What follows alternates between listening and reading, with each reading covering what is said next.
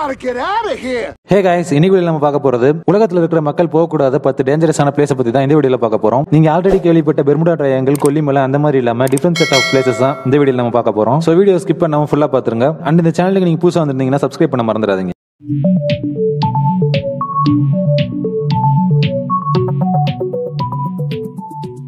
North யூங்கஸ் road நம்ம ஃபர்ஸ்டா பார்க்க போறது இந்த ரோடு தான். இது அமேசான் காட்டுக்குள்ள இருக்கிற ஒரு மலைக்கு மேல இருக்கு. இதுக்கு ஸ்னேக் ஐலாண்ட் பத்தி நம்ம எல்லாருமே மேக்ஸிமம் கேள்விப்பட்டிருப்போம். பிரேசில்ல இருந்து 25 மைல் தூரத்துல தான் இந்த ஸ்னேக் ஐலாண்ட் இருக்கு. இந்த ஐலாண்ட் மொத்தம் 4,30,000 ஸ்கொயர் மீட்டர்ஸ் உள்ளது. அண்ட் இந்த 4,30,000 ஸ்கொயர் மீட்டருக்குள்ள 5 லட்சத்துக்கும் மேல அதிகமா பாம்பு இருக்கு. சோ அங்க நீங்க போய் காலை எடுத்து வச்சா மட்டும் போதும், பாம்பு உங்களை போட்டு தள்ளிடும். ஆக்சுவலா விசப்பாம்புகள் எதுக்குமே நீச்சல் தெரியாதுங்கிறதுனால அந்த ஐலாண்ட் விட்டு வெளியே வர முடியல. சோ அங்கேயே இருந்து இனப்பெருக்கம் பண்ணி 5 லட்சத்துக்கு மேல இப்ப பாம்பு உருவாயிட்டு இருக்கு. நீங்க அந்த ஐலாண்ட்ல கால் எடுத்து வச்சா மட்டும் இல்ல, நீங்க அந்த பக்கம் போனாலே உங்களை அது கொத்திரும். அது எப்படின்னு பாத்தீங்கன்னா, அங்க இருக்கிற பாம்புகளுக்கு எல்லாம் ஆவரேஜான ஹைட் என்னன்னு பாத்தீங்கன்னா 10 மீட்டர். அதுல 20% விசப்பாம்புகளுக்கு 20 மீட்டர் வரைக்கும் வளர்றதுக்கு சான்சஸ் இருக்கு. சோ அந்த ஐலாண்ட் விட்டு 20 மீட்டர் கொஞ்சம் தள்ளியே தான் இருக்கணும். 20 மீட்டருக்கு உள்ள போயிட்டீங்கன்னா உங்க உயிரை யாராலையும் காப்பாற்ற முடியாது. சோ அதனால பிரேசில் கவர்மெண்ட் அந்த ஐலாண்டுக்கு போறதுக்கு தடை வச்சிருக்காங்க. அப்படியே நீங்க பெர்மிஷனோட போனா கூட உங்க கூட ஒரு டாக்டரை கண்டிப்பா கூட்டிட்டு போகணும். நீங்க அந்த டாக்டரை கூட்டிட்டே போனாலுமே அந்த ஐலாண்ட்ல நீங்க உயிர் வாழ்றதுக்கு 3% மட்டும் தான் சான்சஸ் இருக்குன்னு அந்த கவர்மெண்டே சொல்றாங்க. இந்த டேஞ்சரஸான பிளேசஸ் லிஸ்ட்ல ஆப்பிரிக்கா நல்லா இருக்காதுல. சோ ஆப்பிரிக்கா வந்துருச்சு. லேக் நர்டன் அப்படிங்கிறது ஒரு ஏரி. இது ஆப்பிரிக்கால தான் இருக்கு. இந்த லேக் எதுக்கு ஃபேமஸ்னு பாத்தீங்கன்னா அதோட கலர். அதாவது அந்த ஏரி ஃபுல்லா ரெட் கலர்ல இருக்கும், பார்க்கவே சூப்பரா இருக்கும். அண்ட் ரெண்டாவது விஷயம் சோடியம் கார்பனேட். சோடியம் கார்பனேட் ஃபுல்லா அந்த ஏரியால நிறைய இருக்கிறதுனால அந்த ஏரியால யாராவது இறங்கினாலே கல்லா மாறிடுவாங்க. அந்த ஏரி பக்கம் போகணும்னு நினைச்சாலே தோல்லாம் வெந்து கண்ணெல்லாம் வெந்து அங்கேயே மயங்கி விழுந்துருவாங்க. அந்த ஏரி ரெட்டா இருக்கிறது காரணம் என்னன்னு பாத்தீங்கன்னா அங்க இருக்கிற ரெட் கலர் சைட்டோ பாக்டீரியா தான். அந்த ஏரி கிட்டே உங்களால போக முடியாதுன்னு சொன்னது காரணம் என்னன்னு பாத்தீங்கன்னா அந்த ஏரியில இருந்து வெளியே வர்ற வெப்பம் 50 டிகிரி செல்சியஸுக்கும் மேல இருக்கும். ஓய்மியாக்கானுங்கிறது ரஷ்யால இருக்கிற ஒரு சின்ன கிராமத்தோட பேரு. இந்த சின்ன கிராமம் இந்த லிஸ்ட்ல பிளேஸ் ஆச்சுன்னு பாத்தீங்கன்னா அதோட கிளைமேட்னால தான். ரஷ்யால மத்த இடமா இல்லாம அந்த கிராமத்துல மட்டும் ஸ்பெஷலா -40 டிகிரி வரைக்கும் செல்சியஸ் குறையுது. -40 டிகிரினா உங்களால தண்ணி குடிக்க முடியாது, நெருப்பு பத்த வச்சு ரொம்ப நேரம் வச்சிருக்க முடியாது, காய்கறிகள் சுத்தமா அந்த இடத்துல கிடைக்கவே கிடைக்காது, எதையுமே விளைவிக்கவும் முடியாது. அண்ட் முக்கியமா அங்க மூச்சு கூட விட முடியாது. பிகாஸ் அது -40 டிகிரி செல்சியஸ். அப்படி இருந்தாலுமே அங்க கஷ்டப்பட்டு 500 பேருக்கு மேல அங்க உயிர் வாழ்ந்துட்டு இருக்காங்க இப்போ வரைக்கும். இதுக்கு முன்னாடி பார்த்தது மனுஷங்க வாழ்றதுல ரொம்ப கோல்டான ஏரியா. அடுத்து பார்க்க போறது மனுஷங்க வாழ்றது ரொம்ப ஹாட்டான ஏரியா, டெத் வாலே. ஹீட் ஓவரா இருக்குன்னு சொன்னோன்னே நீங்க ஆப்பிரிக்கான்னு நினைக்கலாம், இல்லைன்னா மிடில் ஈஸ்ட் அதாவது அரேபியன் கண்ட்ரின்னு நினைக்கலாம். ஆனா இது எதுவுமே கிடையாது.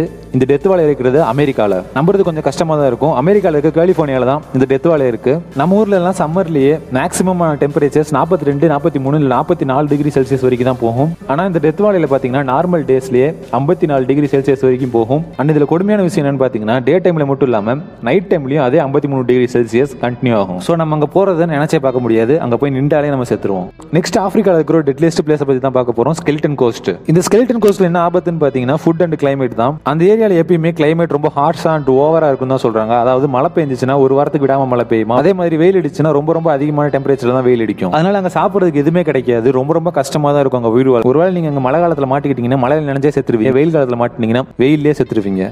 அது மட்டும் இல்லாம நீங்க அந்த ஐலாண்ட்ல இருந்தீங்கன்னா அங்க யாராச்சும் உங்களை குறுகுறுன்னு பார்த்துட்டு இருக்கிற மாதிரி உங்க யாரோ ஃபாலோ பண்ற மாதிரி தோணும். அந்த ஐலாண்டை சுத்தியும் ஃபுல்லா கடல் மிருகத்தோட மண்டை ஓடு, அதாவது சுறா திமிங்கலம் அதோட மண்டை ஓடு, உடம்பு எலும்புகள்லாம் இருக்கிறதுனால உங்களுக்கு அங்க இருக்கும் போதே ரொம்ப பயமாயி மென்டலி ஸ்ட்ரெஸ் ஆகி அங்கேயே நீங்க செத்துருவீங்க, இல்லைன்னா குழம்பி அங்கேயே பைத்தியமா சுத்திட்டு இருப்பீங்க. அடுத்து பார்க்க போறது ஆப்பிரிக்கா தான், தனக்கல் டெசர்ட். இந்த டெசர்ட்ல ஒன்றும் அப்நார்மலா விஷயம் நடக்கல, நார்மலான விஷயம் தான் நடக்குது. டெசர்ட்னால என்ன இருக்கும், ஹீட் இருக்கும். அதே மாதிரி தான் இந்த டெசர்ட்ல எப்பயுமே 50 டிகிரி செல்சியஸுக்கு குறையாம இருக்கும். ஆனா அதுக்கு மேல எவ்வளவு வேணா போகும். அண்ட் அது மட்டும் இல்லாம இந்த டெசர்ட்ல ஃபுல்லா நிறைய எரிமலைகள் இருக்கிறதுன்னு சொல்றாங்க. அந்த எரிமலைகள்ல இருந்து நிறைய டாக்ஸிக் கேஸ், அதாவது நச்சு புகைகள் வெளியே வருது. அதனால உங்க உயிருக்கு நிறைய ஆபத்து இருக்குன்னு சொல்றாங்க. சோ அவங்க மனுஷங்க போனா ஒன்னு வெயில செத்துருவாங்க, இல்லைன்னா அந்த புகைனால செத்துருவாங்க. ஒரு கழிவு கூட அங்க போறதுக்கு பயப்படுமா, பிகாஸ் அவ்வளவு வெயிலா இருக்குமாங்க. நெக்ஸ்ட் கேட்ஸ் ஆஃப் ஹெல் இல்லைன்னா டோர்ஸ் ஆஃப் ஹெல், ரெண்டுல எது வேணா சொல்லிக்கலாம். இதுக்கு என்ன மீனிங்னு பாத்தீங்கன்னா நரகத்துக்கு போறதுக்கு வழி அப்படின்னு அர்த்தம். இது டர்க்மெனிஸ்தான்ல இருக்கு. இதுல என்ன இருக்குன்னு பாத்தீங்கன்னா ஒரு பெரிய குழி இருக்கும். அதாவது 90 மீட்டர் டயாமீட்டர்ல ஒரு பெரிய குழி இருக்கும். அது ஃபுல்லா நெருப்பு எரியும். இதுதான் இதுல இருக்கிற ஆபத்து. அந்த குழியை சுத்தி 200 மீட்டர்ல இருந்து 300 மீட்டர் வரைக்கும் யாருமே கிட்ட போக முடியாது. கிட்ட போனா கண்டிப்பா கருகி செத்துருவாங்க. அவ்வளவு ஹீட்டா இருக்கும் அந்த இடம். பிகாஸ் அது வெயில்னால அந்த வெப்பம் இல்ல, உண்மையான நெருப்புனால வரதுனால ரொம்ப ஹீட்டா இருக்கும், கிட்டே போக முடியாது. அண்ட் இதெல்லாம் விட அங்க ஒரு இன்ட்ரெஸ்டிங்கான விஷயம் என்னன்னா அந்த நெருப்பு அதுவா உருவாக்கல, நம்ம தான் பத்த வச்சோம். 1971 சயின்டிஸ்ட்லாம் ஒன்னா சேர்ந்து அங்க ஒன்று கண்டுபிடிக்கிறாங்க. அந்த குழியில இருந்து மீத்தேன் கேஸ் வெளியே வருது. அது வெளியே வந்து மக்கள் சுவாசிச்சா கண்டிப்பா செத்துருவாங்க அப்படின்னு முடிவு பண்றாங்க. சோ அதை எரிச்சிட்டா மீத்தேன் கேஸ் வந்து காத்தோட காத்தா போயிடும் அப்படின்னு முடிவு பண்ணி 1971 ஃபயர் பண்றாங்க.